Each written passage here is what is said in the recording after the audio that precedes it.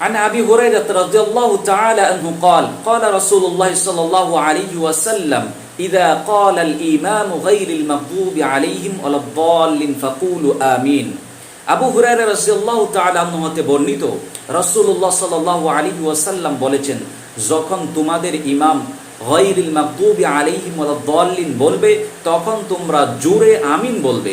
অত্র হাদিসটি উল্লেখ করা হয়েছে সহিহুল বুখারী হাদিস নম্বর 782।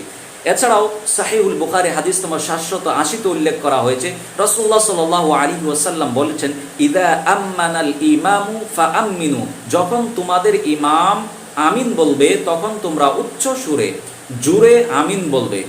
এছাড়াও উল্লেখ করা হয়েছে সুনানু আবি দাউদ হাদিস নম্বর 932, সুনানু তিরমিজি হাদিস নম্বর 248 আন ওয়াইল ইবনে হুজরিন قال كان رسول الله صلى الله عليه وسلم إذا قرأ ولا الضالين قال آمين ومد بها صوته أو رفع بها صوته। ওয়াইল ইবনে হুজর রাদিয়াল্লাহু তাআলা আনহু থেকে বর্ণিত, তিনি বলেন রাসূলুল্লাহ সাল্লাল্লাহু আলাইহি ওয়াসাল্লাম যখন নামাজের মধ্যে ওয়ালাদ দাল্লিন পড়তেন তখন তিনি আমিন পড়তেন, ওয়া মাদ্দা বিহা সাওতাহু, এবং তিনি আমিনের আওয়াজটাকে উচ্চ সুরে বলতেন, জোরে বলতেন। অত্র হাদিসের দ্বারা এই কথা স্পষ্ট হয় যে নামাজের মধ্যে জোরে আমিন বলা এটা হচ্ছে সুন্নত। ইমামের পিছনে নামাজে জোরে আমিন বলা এটা হচ্ছে একটা রাসূলুল্লাহ সাল্লাল্লাহু আলাইহি ওয়াসাল্লামের সুন্নত, এবং এর ফজিলত কি, এর মর্যাদা হচ্ছে রাসূলুল্লাহ সাল্লাল্লাহু আলাইহি ওয়াসাল্লাম বলেছেন, ফাইন্নাহু মান ওয়াফাকা তামিনুহু তামিনাল মালায়েকা গুফিরা লাহু মা তাকদ্দামা মিন যামবি, যার আমিন ফেরেশতাদের আমিনের সাথে মিলে যায় তার অতীতের সকল ছোট গুনাহগুলি মাফ করে দেওয়া হয়। সুবহানাল্লাহ।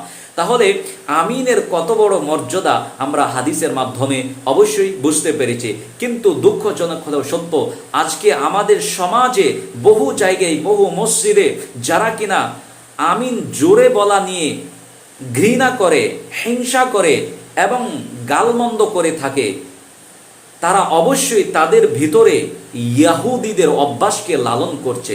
এটা হচ্ছে ইয়াহুদীদের কাজ, যারা কিনা আমিন জোরে বলা নিয়ে হিংসা করে, মসজিদ থেকে তাড়িয়ে দিয়ে গালমন্দ করে। এই অভ্যাসটা হচ্ছে গালমন্দ করা, এই হিংসা করা, নিজের ভিতরে জ্বলন সৃষ্টি হওয়া, এটা মূলত ইয়াহুদীদের কাজ। এটা আমি বলিনি, রাসূলুল্লাহ সাল্লাল্লাহু আলাইহি ওয়াসাল্লাম বলেছেন, যেটা উল্লেখ করা হয়েছে মুসনাদ আহমদ, ইবনু মাজাহ হাদিস নম্বর 856 عن عائشة عن النبي صلى الله عليه وسلم قال ما حسدتكم اليهود على شيء ما حسدتكم على السلام والتأمين। রাসূলুল্লাহ সাল্লাল্লাহু আলাইহি ওয়াসাল্লাম বলেছেন যে ইহুদিরা তোমাদের সালাম এবং জোরে আমিন বলার কারণে যতটুক তোমাদের সাথে হিংসায় লিপ্ত হয় ততটুক অন্য কোনো বিষয়ে তোমাদের সাথে হিংসায় তারা লিপ্ত হয় না। অর্থাৎ বোঝা গেল যে জোরে আমিন বলার কারণে কোনো ব্যক্তি যদি হিংসা করে, জোরে আমিন বলার কারণে কোনো ব্যক্তি যদি মসজিদ থেকে তাড়িয়ে দেয়, জোরে আমিন বলার কারণে কোনো ব্যক্তি যদি ঝগড়া ফাসাদে লিপ্ত হয়, জোরে আমিন বলার কারণে কোনো ব্যক্তি যদি ঘৃণা করে, তাহলে অবশ্যই আমাদেরকে বুঝতে হবে যে সেই ব্যক্তির ভিতরে ইয়াহুদীদের একটা অভ্যাস লালন করছে।